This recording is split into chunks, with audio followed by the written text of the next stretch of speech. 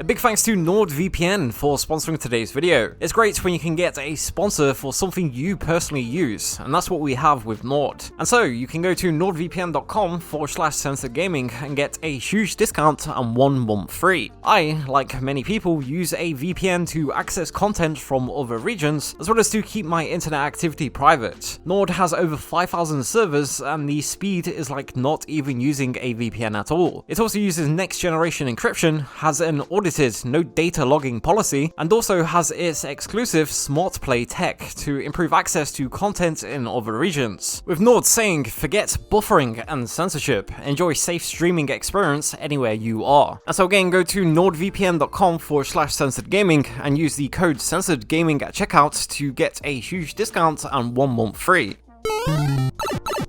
Paper Mario: The Thousand Year Door is the sequel to Paper Mario for the Nintendo 64. Released in 2004 worldwide for the GameCube, the game would then be followed by numerous sequels, with the most recent being 2020's Paper Mario: The Origami King for Nintendo Switch. The Thousand Year Door is not only notable for being quite a lot of fans' favourite entry in the series, but it's also where the heavier focus on RPG mechanics peaked, with future games decreasing the RPG aspects in places for a more action-adventure route. The Thousand Year Door is also notable for having quite a few differences between the versions of the game released in different countries. While other entries in the series have also had a range of regional differences, for the Thousand Year Door, the changes are especially numerous. So much so that a video taking a look at everything would have to be very long and detailed, and some of these changes are more minor than others. Thus, in today's video, we're taking a look at some of the bigger changes that were made to the game outside of its home country of Japan. However, if you're interested in reading up on some more differences about the game's different versions, I'd recommend checking out the game's page over on the Cutting Room Floor, which is a website about cut content in games. Number 1, Pika and Lala. You'll meet up with two characters throughout the game called Pika and Lala. The two Boos are sisters, with one working at the casino and the other at the Westside Goods shop.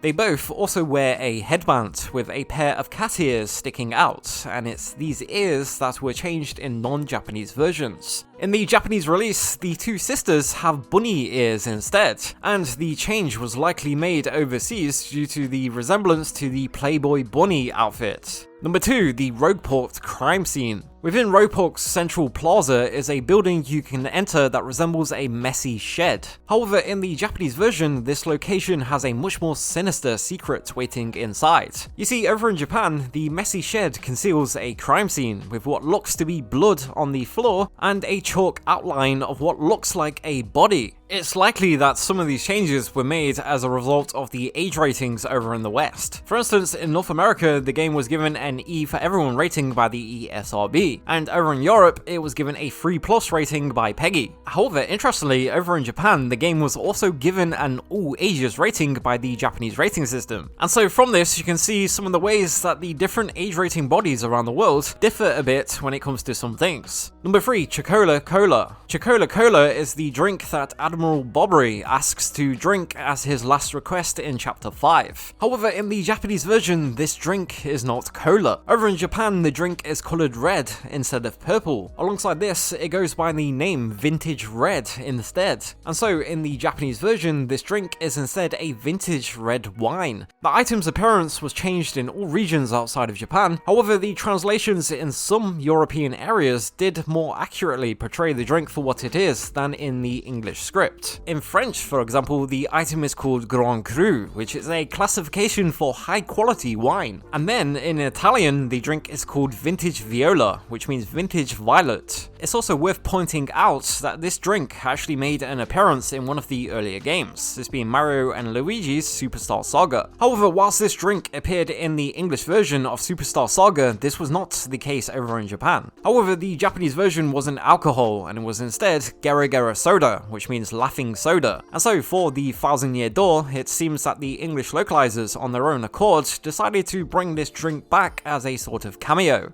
Number 4, Mario's hand gestures. So far that's Playboy bunnies, as well as blood, bodies and booze. Next up adds to the list with a potential resemblance to a certain real-life evil dictator. Mario will sometimes make a gesture with his arm in the original version of the game during his talking animation. The motion sees him raise his arm into the air with his arm and fingers pointing straight. Due to its resemblance to the infamous salute from a real-life evil dictator, this gesture was removed for all European versions of the game. Instead, he will only perform his other animations. This change was likely made over in Europe due to concern over certain regulations over in Germany. And these regulations, which set out to stop any misuse of things like unconstitutional symbols, is something that video game publishers, especially in the past, can be quite overly cautious about. And so making changes where changes would not necessarily have to be made. And this is especially the case prior to the rules over in Germany being somewhat relaxed in recent years. Number 5, Vivian's gender. Vivian is the youngest sibling of the 3 Shadow Sirens, and she is also one of the game's playable characters. Resembling a feminine, ghost-like figure, in the English version she is always referred to as a female, and at one point she is even referred to as Mario's girlfriend. Over in Japan though, she is instead referred to as a male. For example, in one section of the game, Vivian calls herself and her 2 sisters the 3 Shadow Beauties. This causes her sisters to insult her, saying that there are only 2 beauties as she's plug ugly. In the Japanese version, however, this goes very differently. In Japan, Vivian instead calls the group the 3 Shadow Sisters. This also causes her sisters to insult her, but instead of being called ugly, she is called an otoko, which is the Japanese word for boy. Alongside this, in English, her party description reads, one of the Shadow Sirens, Vivian suffers from a bit of an inferiority complex. In Japanese, however, it is instead a former member of the Shadow Trio. He may look like a girl, but he's actually a boy. In other European languages, she is also referred to as a male. That is except for the Italian translation, however. In the Italian version, it's not that she looks like a girl, but is a boy. Instead, it's that she used to be a boy, but that she is now a girl, and proud of it. Number 6, the Shadow Queen. The Shadow Queen is the main antagonist and the final boss of Paper Mario the Thousand Year Door. However, there's actually some curious differences between the Shadow Queen in the Japanese version and the English version. You see, in the Japanese version, she speaks in a much more down-to-earth way, and at times is even much more friendly. However, in the English version, she speaks in a much more elegant manner, and she also speaks in a much more evil and condescending way to Mario and the other party members. Alongside this, fighting her has some differences over in Japan, as for example, it's not possible to superguard any of her attacks. Whilst this change makes the fight a little harder over in Japan, there was another change made during the first phase of the Shadow Queen fight, which offsets this a little bit. As in the Japanese version, you only need to do at least 39 damage to her, whilst overseas you need to do at least 61 damage. And the Japanese version actually has a bunch of other differences like this throughout the game to things like the balancing. For example, in the Japanese version, the party only gets fully healed after completing chapter 1. Over in the West, however, the party will get fully healed at the end of every chapter, aside from chapter 8. Number 7, Tech. Tech is the main computer of the X-Naut Fortress. Tech is a super intelligent AI, and at the end of every chapter is an intermission sequence showing Peach and Tech talking to each other. And so the premise behind Tech is quite similar to HAL 9000 from the movie 2001: A Space Odyssey, with HAL, like Tech, also being a super intelligent computer AI. However, in the Japanese version of the game, this similarity is actually much bigger. You see, in the Japanese version, Tech's camera is red,